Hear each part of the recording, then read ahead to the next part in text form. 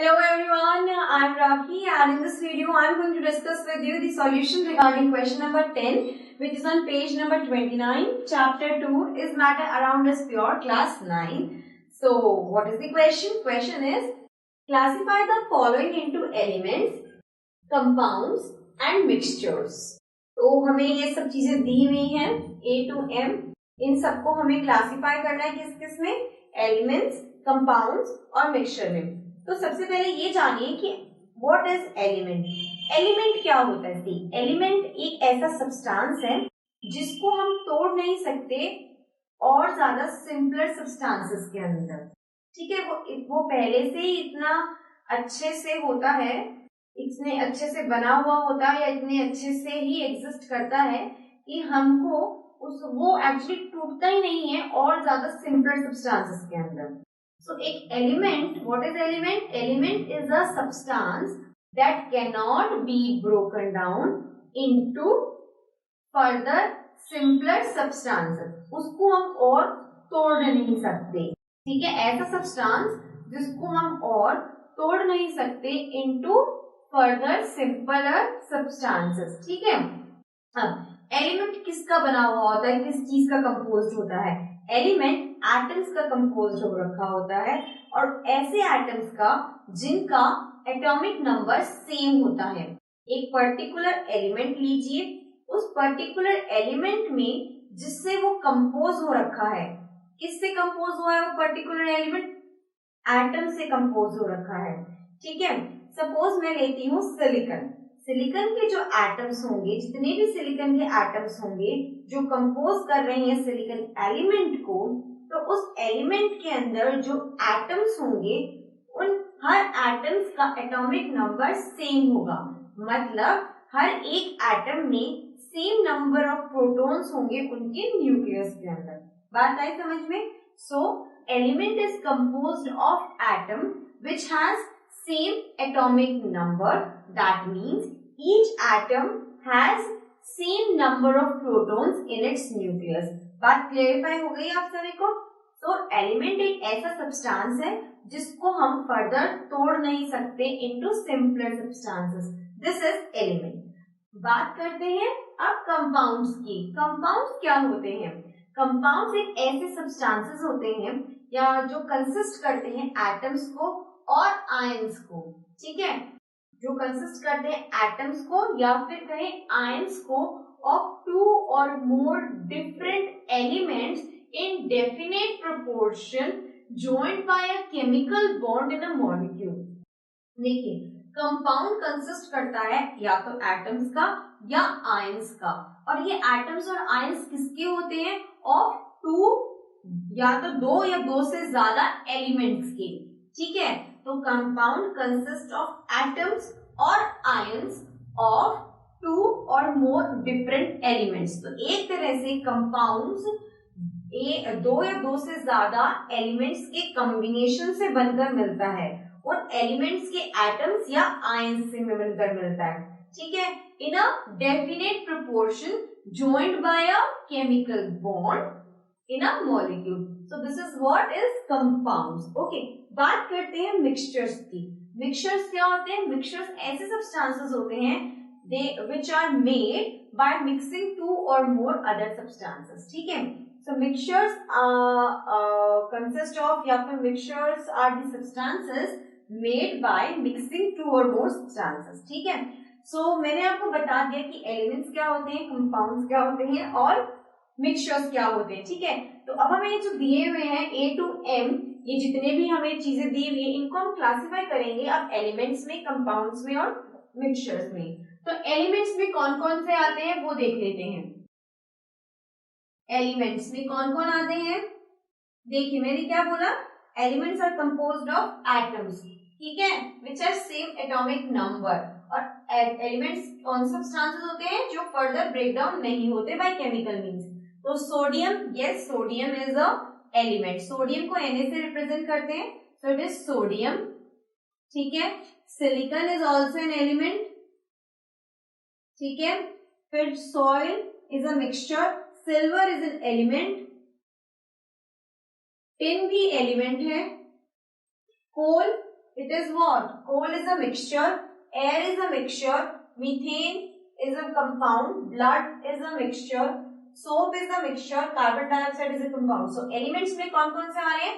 Sodium, silicon, silver, tin, these are elements. बात करते हैं कंपाउंड्स की. अब कंपाउंड्स में कौन कौन आ रहे हैं? कंपाउंड्स में मैंने क्या बोला था? Compounds are substances consisting of atoms or ions of two or more different elements. That means दो या दो से ज्यादा एलिमेंट्स के कॉम्बिनेशन से बने हुए चीजों को हम कंपाउंड्स इंडिकेट करते हैं. So compound, sodium is element. Sugar solution, no, it's a mixture. Calcium carbonate, it is a compound. Calcium carbonate. Okay. फिर next, coal, no, it's a mixture. Then it comes K, methane. Methane is a compound, CH4. Okay. And carbon dioxide is also a compound, CO2. Carbon dioxide. देखिए, sodium को हमने represent किया Na से, silicon को हम represent करेंगे Si से, silver को हम रिप्रेजेंट करेंगे Ag से और टिन को हम रिप्रेजेंट करेंगे Sn से. ठीक है. कैल्शियम कार्बोनेट Ca, CO3, ठीक है. Methane CH4, carbon dioxide CO2.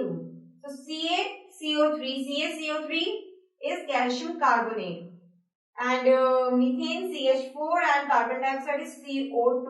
Now coming to mixtures. Mixture कौन कौन से हैं जो बच गए हैं? So it's sugar solution is a mixture. Sugar solution is a mixture. Then soil is a mixture. Then coal is also a mixture. Air is also a mixture. Soap is also a mixture. And the last one, blood. Blood भी mixture में आता है. तो मैंने classify कर दिया इन सब चीजों को in the category of elements, compounds and mixture. And I hope आप सभी को सब कुछ अच्छे से समझ में आ गया होगा. Fine. Question number 11, which is on page number 21, class 9th, chapter number 2, is matter around is pure. So देखते हैं question क्या है. Question है, which of the following are chemical changes? Growth of a plant, rusting of iron, mixing of iron fillings in sand, cooking of food, digestion of food, freezing of water, burning of candle. तो इन सब में से which are chemical changes? तो आप सभी को क्या पता है कि chemical changes होता क्या है? What is chemical changes or what are chemical changes?